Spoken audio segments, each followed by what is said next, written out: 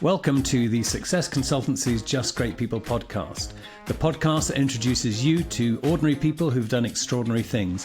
My name is Barry Eustace, and I'd like to introduce you to today's guest.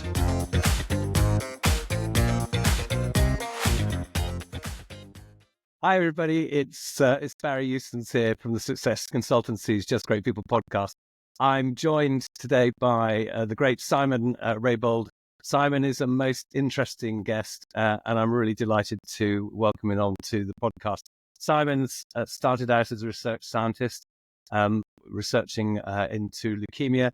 He then became a playwright, an actor, a lighting designer for dance companies. He did many things. I'm going to let Simon tell you his story, and again, I'll try and sit back and answer the questions you'd asked me to ask.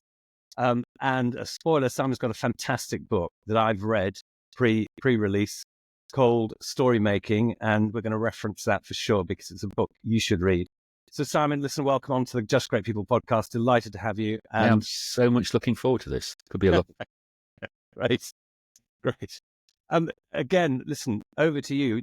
A really, really interesting background. Of course, the Just Great People podcast is about ordinary people who've done fantastic stuff. A TED speaker and all of the other stuff in your background. Where do we unpack this? Take me there. Well, the thing that always confuses people is kind of how do you get from being a research scientist to being a professional speaker and that kind of jazz. And the bit that's always interesting is that I got accidentally promoted while I was a research scientist to be manager of what was then the UK's largest social science research unit.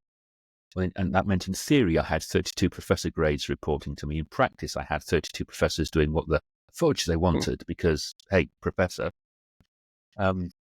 But I discovered at that point, I kept getting asked the same dumb question by politicians in different forms. And I figured that either politicians were stupid or research scientists were bad at explaining things. Turns out both of those are true, but I couldn't do anything about the politicians being stupid. So I changed my substantive research from the life chances stuff, the stats analysis for health that I was doing, into looking at the statistics of what makes a better presentation, what makes better communication, and that kind of just. That's how the flip happened. And then I realized that it wasn't just university research scientists that needed this; it was almost everybody. Yeah. And at that point, I kind of dug in a tunnel an escape tunnel from university life and formed my own company. And what happened next? Because the title of the book is StoryMaking. And there's a lot of science reference in the book. I would emphasize the book is a fantastic read and a really great field manual. And it's not heavy in any sense, but there's the background is the neuroscience and how we're wired up, Simon. Yeah, that's one of the things that makes me different from, as far as I'm aware, any other presentation trainer, because I don't do the fluffy, well, this works for me, why don't you try that stuff. I'm really hard line and going, look, the research says that this works for 85% of the time. Stop chuffing about and do that.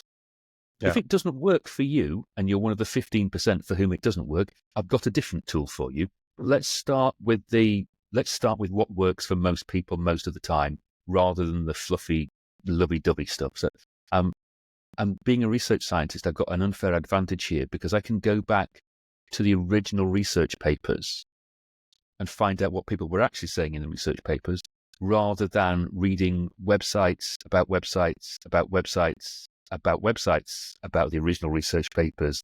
Because by the time you've done that and you've got the Daily Mail page, it's nonsense. It doesn't bear any resemblance to what if you're lucky, Wikipedia, surprisingly, Wikipedia gets it pretty close to right most of the time. But most people don't go even to that level of stuff. They just go what they've been told, what they've heard, or sometimes even, frankly, what they've made up. And that's anathema to me. And where did the research take? I'm still a research scientist. Where did that research take you in terms of presentation and delivery? Well, it's things like shooting down an awful lot of the guff that is talked about in terms of presentation. So, for example, things like this old nonsense that 97% of communication is non-verbal and all of that kind of chuffing nonsense. Or the idea that you've got to start your presentation with a big bang and a question and that kind of stuff. And the research evidence is very clearly that that doesn't work. Or that you want to tell a really powerful, emotional, epic story to motivate people. And again, the research evidence is pretty clear that that doesn't work, because the bigger the story, the less people think it relates to them. You know, it's all very well and good hearing a motivational story from an Olympic gold medalist, but if I can barely run 100 meters, the fact that this bloke has run 3 marathons just makes me go, oh, there's something wrong with me. Not what he intends, not if he can run 1,000 meters on his hands, I can run 1,000 meters on my hand. You know, it doesn't work like that. You'll know that. People are motivated by different things. So it's, for me, the research is largely about debunking the myths and getting to the core of what actually does work. And the relatability of the story. Or the relatability of the story is it's a kind of a measure. I talk about there being three sizes of story, if you like. There's the big epic story, which is, think of Star Wars or Lord of the Rings or something. And at the opposite end of the spectrum, there are what I'm going to call pub stories. You all know those. It's kind of stories about your printer hating you. Everybody's printer hates them, right? The more important the document is, the less time you have got to print it, the greater there are the chances of the printer deliberately sabotaging things, right? But we've all got that kind of story where you go to the pub and go, you'll not believe what happened at work today, that kind of stuff. And those are great as illustrative stories to really earth you with your audience and to make a connection, because they will have experienced the same sorts of things. But those stories are not motivational. So in the middle of those two extremes are what I call hope-so-sized stories. Hope-so is a tongue-in-cheek joke where someone goes, I'm going to do this. And then one of their friends says to them, are you sure you can pull this off? And the only possible response is, I hope so. Because I'm going to look like a Dylan if I can't. So those are story novels which are small enough to be relatable, but big enough to be motivational. You know, so they could be. One of my favourites is when my daughters were doing cliff jumping, and they jumped off a 5-meter cliff, and then they looked up and saw there's a 9-meter jump. Let's do that. And then they jumped off the 9-meter jump and swim back to shore. And my daughter 2 says to daughter 1, oh, look, sis, there is a 13-meter jump. 13 meters, if you're in the UK, that's about the height of your average church tower to the ground. So it's a big jump. They went up to do it and they were told, I'm sorry, you can't do that because you're girls. And it turns out there are a couple of things you can never say to my daughters, one of which is you can't do that, and the other is because you're girls. And the story that goes with that is them forming a human chain, linking arms with each other and with other friends to stop anybody doing the cliff jump until the guy said, okay, you can have a go. You know, so there are stories that are big and they are fun, but they're not the ridiculous climbing Mount Kilimanjaro without shoes, backwards, with my eyes closed, while whipping myself with stinging nettles, or whatever it happens to be. And one of the things you're flabbergasted at the concept of stinging nettles. I was flabbergasted that there were. This is 2024, going on to 25, depending on when you're watching the podcast. And I'm still a little bit staggered that people are still making statements like it's because you're a girl. So I'm slightly confused. But you talk about mining and curating stories. Could you build that out, Simon? Because it would be helpful for our dear listener to have almost a sense of how the flow runs for the presentation. And the mining, I found the mining and the curation was particularly fascinating. Well, it's the bit that comes at the end of that is telling the stories, and everybody thinks they know how to tell stories. It's the getting to that point that's the bit that takes people by surprise. And you're right, that's the bit that's more interesting for me, at least. Mining and curating.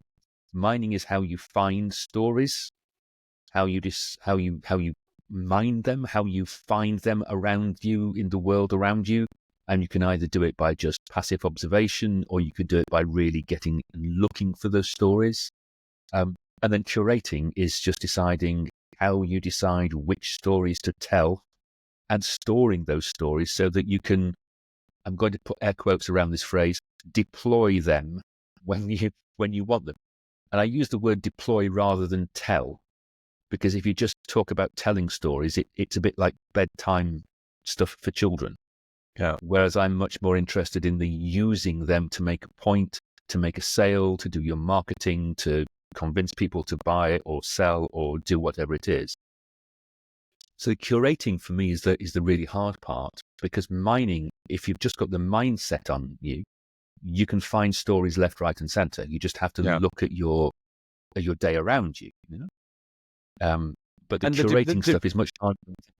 And deploying is, I think, as you're deploying them tactically, aren't you? That's how the context in which you're using expression deploy. And that's why I'm deliberately using slightly unfluffy wording, mining, curating, deploying, to get people to in their heads to step away from this idea of fluffy bedtime stories for entertainment. Yeah.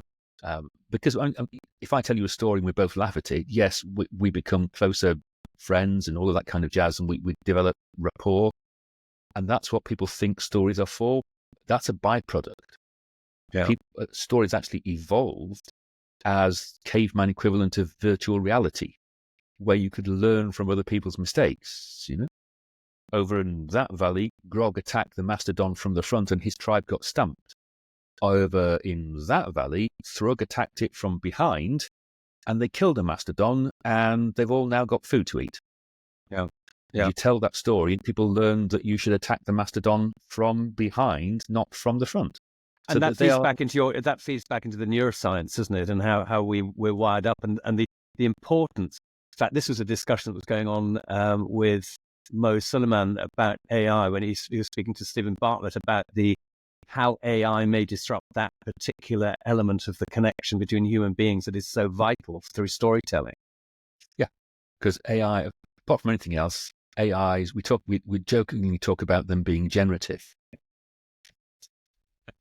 All they do is create the average of what already exists and they think is relevant. Yeah. And there's a little bit of me this is going off on a tangent now. There's a little bit of me that wonders if we generate enough AI content so that the ratio of AI generated content to human content is massively in favor of AI, so that AIs are reading their own produced content. I wonder how badly wrong the AI learning loop is going to go when what they are learning from is stuff that they themselves have generated. I think that's already happening. They've got a massively high trust index relative to the human trust index. And of course, that's feeding back into the data pool. And all these articles are going out there so I think you're right. I think there is that potential and the loss of critical thinking. But that's one for another podcast. No, if you want, just don't get me started. ChatGPT, if you ask it to do my bio, tells me that I have a PhD in physics from Bristol University. I have a PhD. That much is true. It is neither in physics, nor did I attend Bristol University at any point in life. And I was going to start a podcast with Dr. Simon Raybould, but Simon informed me that his daughters also have a view on his doctorate and the use of the expression doctor. Yes, one of my kids was explaining what a PhD was, what a doctorate was, to one of their friends. And they just, with an absolutely deadpan straight face, went, "It's like a brownie badge, but apparently a little bit harder," which just absolutely cut me down to size, because I spent 3 years doing the research for this, and then there's the writing for it. So 3 years of your life when you're doing nothing else but researching, sleeping, and crying in about equal proportions. That was incidentally, folks, just as they're about to jump off a 13-meter cliff, hand in hand with the other troublemakers, they're rabble-roused. This is when they were much younger. PhDs are about 30% slog, 30% tears, and 30% sleep, and that's all you do for 3, 4, 5 years of your life. It's as measure of stubbornness as it is as much intelligence. Determination. Yeah. So we've got we've got the mining, and in fact, you've subdivided mining into deep mining, haven't you? Yeah, So we go just as an and analogy. then curating, I deploying, talk and about fundamentals. curating. Yeah, curating is a bit like being a custodian, a librarian with a collection of books. You have to be able to go to the right book on the right shelf straight away. So if someone comes in and goes, "Do you have any books on, I don't know, German literature 1832 to 1872 or something?" There's no point you waffling around and going, "Well, I don't know, but I've got this book on French literature from the 20th century." You know, you need to go straight to the right shelf, and that's what I mean by curating. It is having the stories arranged in such a way that you can find the right story immediately. And here's a really important thing that everybody always forgets: you have to be able to remember the damn story. And I can hear people now going, "But I always remember my stories." No, you don't. You just don't. The research is unbelievably clear that our human memories are incredibly fallible, unbelievably fallible. And particularly so in front of 4,000 people. Story. Yeah. Sorry, I was going to say, How nervous you are. Yes. Yes, exactly. When the reptile comes out, grabs your throat, and the brain contracts by 100%. Yeah, absolutely. And I found myself, even knowing that, I found myself writing a page in the book and checking it with my wife. There's a story about one of my kids my wife went, "Yeah, the story is true. Well done. Wrong daughter." Yes. And I kind of went, "Really? Prove it." And she went, "Well, when do you think it happened? And the daughter you're writing about was physically not in the country at the point when you are writing about it, so it could not have." "Oh, yeah, you're right." But in my head, and in everybody else's heads, you start to put these things together and you start to trust them and believe them. And this, what's the name of the book? Invisible Gorilla. I'm 90% sure I'm getting this right, and it's from the Invisible Gorilla. The same thing happens. The scientists that wrote Invisible Gorilla and did the research on that and inattentional blindness and all of that kind of jazz, they start off by telling a story and then realize that the story happened to the other one of them. Yes. They'd got themselves so fascinated by the story. In fact, it happened to me. A friend of mine used to tell the story about raspberry picking about 20 minutes before I went on stage, intending to tell the story about raspberry picking. And I'm going to go, I've now got to replace my raspberry picking story. And by the way, I also need to have a gentle word with my friend about not nicking my material.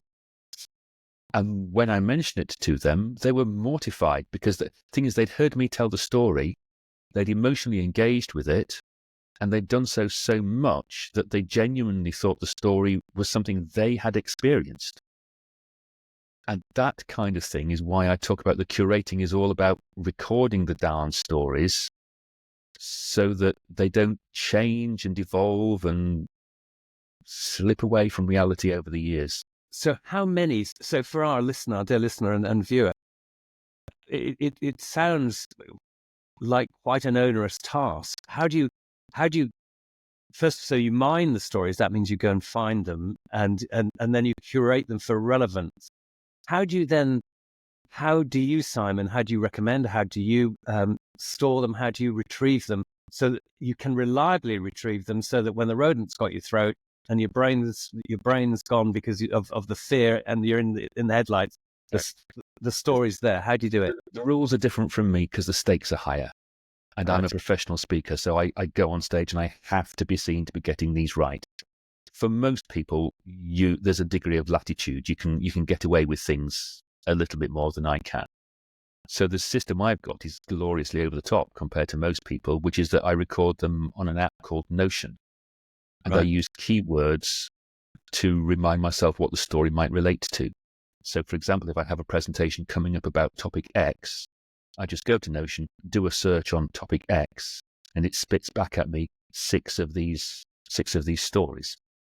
And I can go, okay, that's the story I want to use, but I've also got these 5 backups, so that if somebody accidentally tells my raspberry picking story, as they did, as they did. I've got a number of backup stories that have the same meaning, if you see what I mean. If that makes sense. And it does, and that raises the next obvious question: How many? Typically, you're a professional speaker. How many would you typically have curated as stories? I've been doing this. This is going to depress you, but bear in mind, I've been a professional speaker for 15 years now. Right. I reckon I've got close to 1,000. Wow. But that's over 15 years. Yeah. If I look at the ones that I actually tell, 40, let's go for 42, because 42 is the answer, the ultimate answer to light, the universe. Yeah. So let's say 42, just because. Yeah. And anybody who doesn't understand the reference can just stop watching now, because I'm not interested in talking to you. So there's only about 40 that see the light of day regularly, but there is an argument to say that from my point of view, because I do this all the time, not from normal people's point of view, but from my point of view, it is healthy for me to swap out stories every now and again so that I don't get stale. Yeah. And it could be the same story with different protagonists or something, but I do need to change things up a little bit so that I don't just recite them. If you see what I mean, you want to be a little more enthusiastic and energetic than that. But for other people, it's a slow. I was going to say, Simon, presumably it's a slow build for the non-professional speaker. That is to say, that the speaker who's speaking professionally, because that's their job in terms of I'm making a presentation to the company, but a smaller catalogue of curated stories and incrementally built. So I have literally seen professional speakers who are starting out have one story, and it is the story of their life. And it's a stupid idea. You should never tell the story of your life on stage because nobody cares. Yeah. And you should sure as hell not use your audience as therapists, which is what a lot of people are doing. But you can get away with just that one story, if you like. Yeah. Right. And as soon as you start looking for stories, they're not difficult to find. So, for example, there's a friend of mine called Kennedy. Bless his cotton socks. He sends an email every day for his marketing consultancy, and every single day has a different story.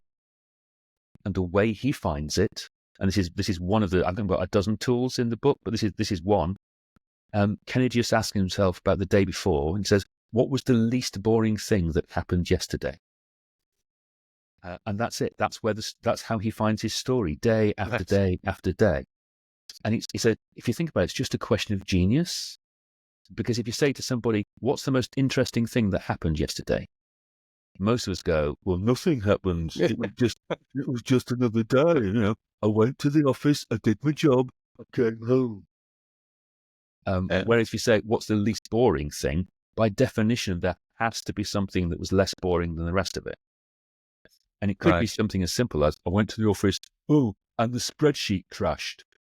And depending upon the nature of the spreadsheet, that could be a trivial little pub story, or it could be a fairly sort of hope-so-sized story where they sort out the company finance prediction spreadsheet for the next 5 years because they've suddenly discovered the company's 5 million in the red or something because someone's not carried a nought or some. I'm making this up. You get the.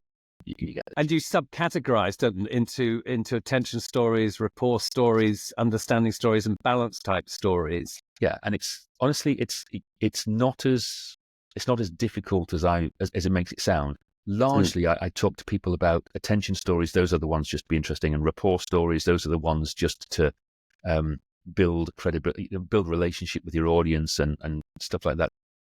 I almost don't care what stories people are using. It's so long as they stop and think about which of those categories is this story, is it designed to grab attention? Or is this story designed to build rapport between me and the other person I'm talking to? And if you have too many of one style, then it becomes an unbalanced conversation. It's not difficult. You just have to remember to do it, if that makes sense. And can you have attention and rapport stories in one? Can you combine them, or do you just Yeah. Think of these things as functions. And I do tend to teach them as though they are completely separate entities, because it's easier to learn if they are separate entities. So if I allow people to have a story which does 2 or 3 of those things in a training environment, everybody goes, well, all my stories do all 3 things, without any critical thought behind it. Yeah.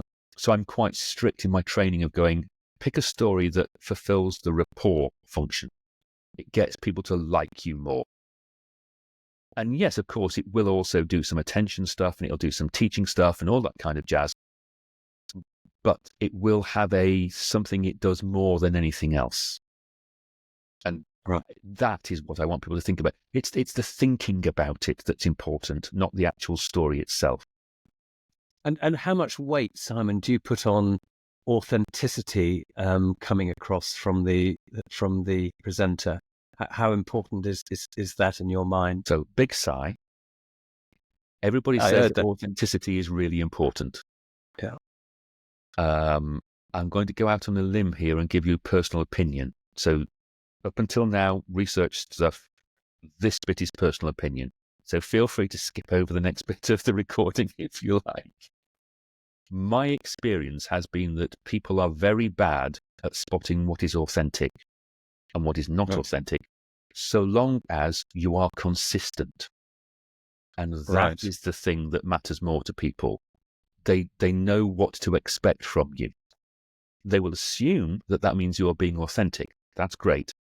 But confession time, hand on heart, I'm not authentic on stage, because the person that people see on stage and the person up to a point the camera and you are seeing now is not the real me. There is a performance version of me. It might look authentic, it might sound authentic, and nobody can tell the difference because it is a very well-honed performance and it is a consistent performance. So I think authenticity is over-egged. And so long as you are consistent about what you do so that it looks authentic, crack on, with one proviso. And that is that you're not being disingenuous or faking it or lying or making stuff up. So authentic up to the point where you are being reasonably truthful and you can sleep at night. Elvis Presley, it is said, in the 100 steps from his makeup caravan to stage, became the stage presence that was Elvis Presley from Elvis Presley, the private person. And I take that point really that you've just made, Simon, that there is a level of performance in everybody when they're standing on that stage that isn't 100% authentic to the person who may be Marilyn Monroe was famous for it. Yeah. There's a great story. I cannot speak to its veracity, but there is a great story of Marilyn Monroe going shopping and nobody noticing her. And the person who she was with went, "How come you don't get mobbed?" And she just said, "Because I'm Norma here. I'm not Marilyn." Yeah. Do you want to watch me turn Marilyn on? Oof. Wow. Yeah. At that point, people started, and there's a team member of mine whom I adore, who is brutally rude to me 95% of the time, with affection. It's not, and she says she'll take the piss out of her friend Simon. She'll mock her boss Simon. But at the point when she sees me about to perform, she swears there is something changes behind my eyes and I become stage Simon. And at no point will she do anything at that point other than do her job and get out of my way, because stage Simon is not the person that she has a relationship with. Yeah. No, I get that. That makes a lot of sense. And really interesting to pull that point out, because authenticity is so heavily pushed in terms of leadership and leading authentically, but presenting is a slightly different skill, isn't it? I'm going to invent some phrasing here. I'm just going to create some jargon. You heard it here first.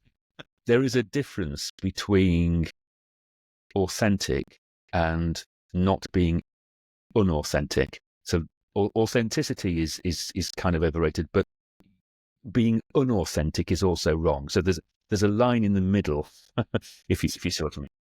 And Simon, if we're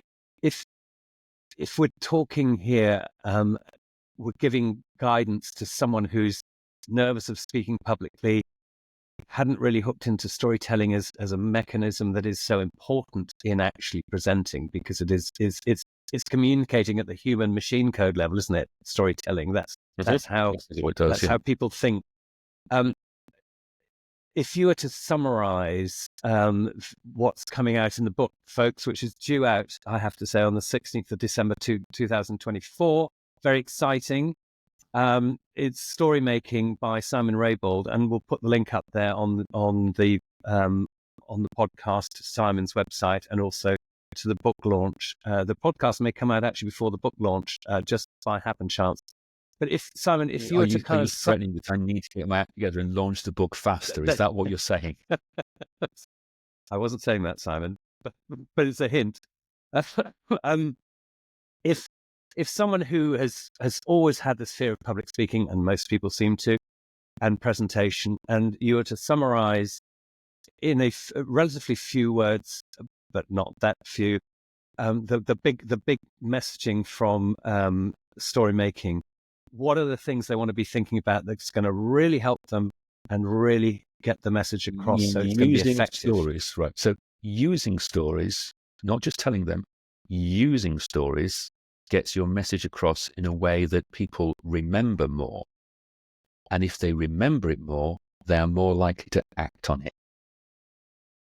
Given that presentations are all about getting people to flipping do something, it's an incredibly powerful tool.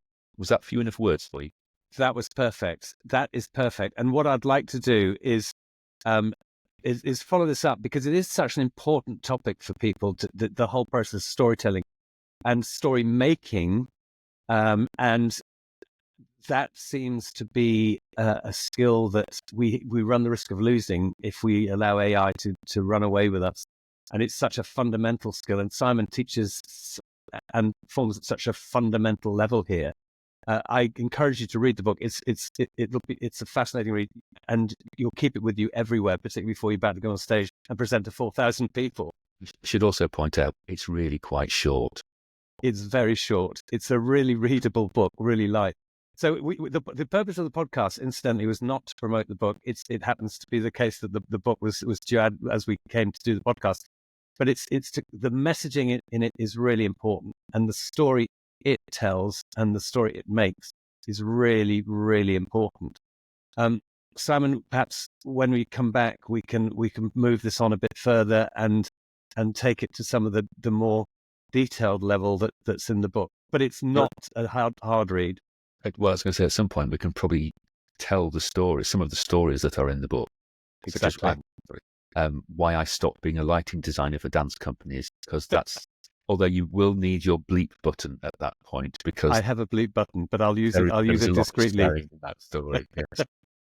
Because ironically, I'm quite conscious that we've talked for 25 minutes or whatever it is about a book on using stories, and I think I've told one story, and then the whole process, of course, of story making is that it's understanding the process. It's not just doing something straight off the bat. There's a process, there's a preparation that's going to help everybody. Yeah. And that's the telling bit is easy. It is the mining and curating, so you've got something perfect to tell. That's the tricky bit that people are going to remember and take away. Simon Raybould, author, TED Talk presenter, and former actor and lighting designer. Thank you so much, Simon. It's been great. Really valuable. Thank you for the time. And before we go, just a reminder, please do like, do share, and please do subscribe to this podcast, and ensure that you pass it on to everybody you know. So that's it for today's Just Great People podcast from the Success Consultancy. We hope and trust you've enjoyed it. Please join us next time, and please do remember to subscribe. Thanks for joining us.